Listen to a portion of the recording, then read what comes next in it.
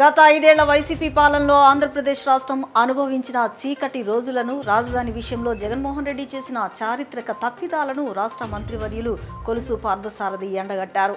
Mangalagiri TDP కార్యాలయంలో media సమావేశంలో సుదీర్ఘంగా మాట్లాడుతూ జగన్మోహన్ రెడ్డి వైఖరిని, అమరావతి ప్రాముఖ్యతను ఆయన ఈ క్రింది విధంగా వివరించారు. శుభకార్యాల సమయంలో అమంగళమైన పేర్లు పలకకూడదని భావిస్తారని, నేడు ఆంధ్రప్రదేశ్ ప్రజలకు జగన్ అనే పేరు కూడా అలాంటిదేనని మంత్రి వ్యాఖ్యానించారు.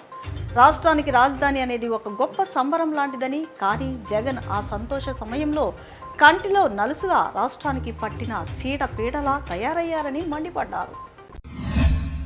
ఆంధ్రుల ప్రజా రాజధాని అమరావతికి భారత పార్లమెంట్లో చట్టబద్ధత కల్పించిన సందర్భంగా ఆంధ్రప్రదేశ్ రాష్ట్ర అభివృద్ధి, అమరావతి మహాజ్వాల అభివృద్ధి రాష్ట్ర ప్రజలకు అన్నింటా సర్వత్రా విజయాలు సంప్రాప్తించాలనే సంకల్పంతో సంకష్టహర చతుర్థి పురస్కరించుకుని దేవస్థానం పాత యాగశాలలో గణపతి హోమం, నవచండీ హోమాన్ని నిర్వహించారు.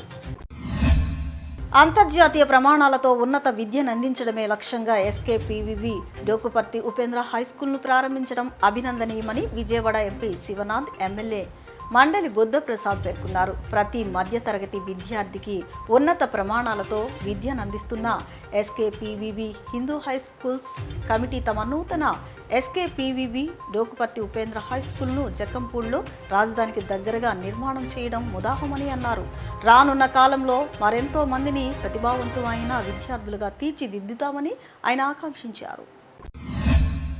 రాజధాని పేరుతో అమరావతి లేకుండా చేయాలని మాజీ సీఎం జగన్ కుట్ర చేశారని విశాఖ ఎంపీ మార్గాని భారత్ విమర్శించారు. అమరావతి మీద వ్యతిరేకత లేదంటూనే వారి హయాంలో పనులు చేపట్టకుండా మూడు ముక్కలాట ఆడారని మండిపడ్డారు. అమరావతి ప్రాంతానికి కొత్తగా వచ్చిన ఎస్ఆర్ఎం, వీట్ యూనివర్సిటీలకు ముందున్న అమరావతి పేరును తొలగించి ఏపీ పేరును చేర్చాలని అప్పటి జగన్ ప్రభుత్వం యూనివర్సిటీ యాజమాన్యాలపై ఒత్తిడి తెచ్చింది నిజం కాదని భరత్ ప్రశ్నించారు. రాజధానిగా అమరావతి పేర్లను పార్లమెంటులో బీజేపీయేతర పక్షాలు సైతం మద్దతు పలికితే ఇంకా ప్రజల్లో గందరగోళం సృష్టించేందుకు మావిగన్ పేరు తెరపైకి తేవడం వెనుక ఆంతర్యం ఏమిటో అర్థం కావడం లేదని అన్నారు. తాము అధికారంలోకి వస్తే రాజధాని పేరు మార్చుతామనే దుర్బుద్ధి జగన్లో ఉందని, ఇది జరిగే పని కాదని భరత్ కొట్టిపాడేశారు. ప్రజలు ఘోరంగా తిరస్కరించిన జగన్లో మార్పు రాలేదని ఆయన అభిప్రాయపడ్డారు. ఈస్టర్ పండుగ మనకు ప్రేమ, త్యాగం, క్షమాభావం, పునరుత్థానం వంటి గొప్ప విలువలను గుర్తు చేస్తోందని సెంట్రల్ ఎమ్మెల్యే బోండా ఉమా పేర్కొన్నారు. ప్రభు యేసుక్రీస్తు వారి ఆశీస్సులతో ప్రతి కుటుంబంలో ఆనందం, శాంతి, సౌభాగ్యం నెలకొనాలని, ప్రతి ఒక్కరికి ఆయురారోగ్యాలు, అష్టైశ్వర్యం కలగాలని ఆకాంక్షించారు. సమాజంలో పరస్పర గౌరవం, సోదరభావం పెంపొందించాలని, అందరూ కలిసికట్టుగా ముందుకు సాగాలని పిలుపునిచ్చారు. ప్రముఖ సీనియర్ న్యాయవాది నరహరిశెట్టి శ్రీహరి అకాల మరణం తీరని లోటని ఆయన సన్నిహితులు, పలువురు ప్రముఖులు తీవ్ర సంతాపాన్ని వ్యక్తం చేశారు. విజయవాడ నగర వేదిక న్యాయవాదిగా వారు అందించిన సేవలు, సమాజం పట్ల వారికున్న నిబద్ధత ఎంతో ఆదర్శనీయమైనవని ప్రముఖులు స్పష్టం చేశారు. వైసీపీ ప్రశ్నలకు సమాధానం చెప్పే ధైర్యం చంద్రబాబుకు ఉందా అంటూ మాజీ మంత్రి వెల్లంపల్లి శ్రీనివాసరావు ప్రశ్నించారు. అమరావతి పేరుతో ప్రజలను చంద్రబాబు మోసం చేస్తున్నారంటూ దుయ్యబట్టారు.